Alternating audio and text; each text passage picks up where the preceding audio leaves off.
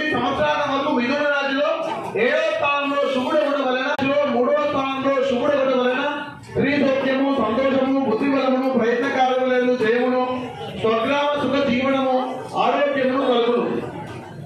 ప్రయత్న కార్యములను జయము. ఆ తర్వాత అక్టోబర్ 18, 2025 నుండి అక్టోబర్ మరలా నూతన సంవత్సరం 2026 జనవరి 11 వరకు సంవత్సరాల వరకు మీనరాశిలో 4వ స్థానంలో అశుభుడు ఉండడం వలన శరీరమును, వాతరోగమును, మనస్తాపమును, భయమును, తాళచలమును, అనారోగ్యమును, వివిధ కష్టములు కలుగును.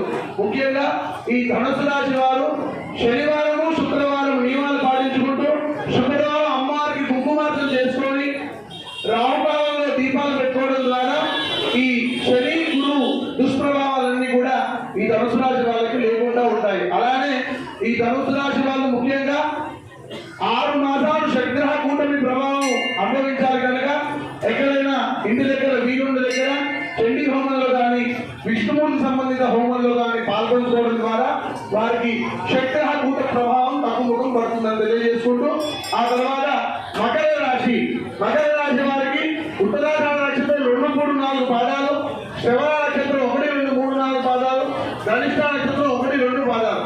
మకర రాశి వారికి ఈ సంవత్సరం పెద్ద రిలీఫ్ ఏంటంటే ఏళ్ళనాడు శని ప్రభావం తగ్గిపోయింది మకర రాశి వారికి.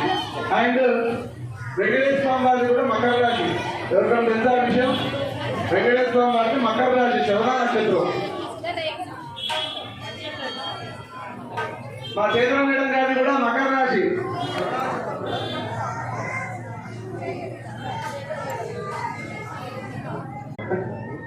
ఆదాయం చేసుకుంటాడు శని మనది.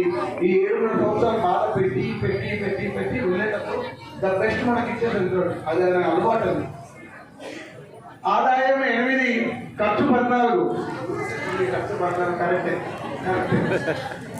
రాజపూజ్యత 4, అగౌరవం 5.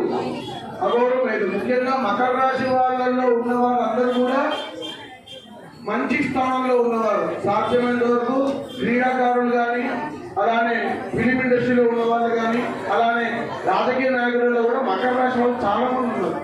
సో అటువంటి వారికి ఒకరు మెచ్చుకుని ఒకరు తినడం అనేది కామన్. అలానే ఈ రాశి వారికి గురువు అబ్జాది నుండి మే 13 వరకు, మరలా అక్టోబర్ 19 నుంచి డిసెంబర్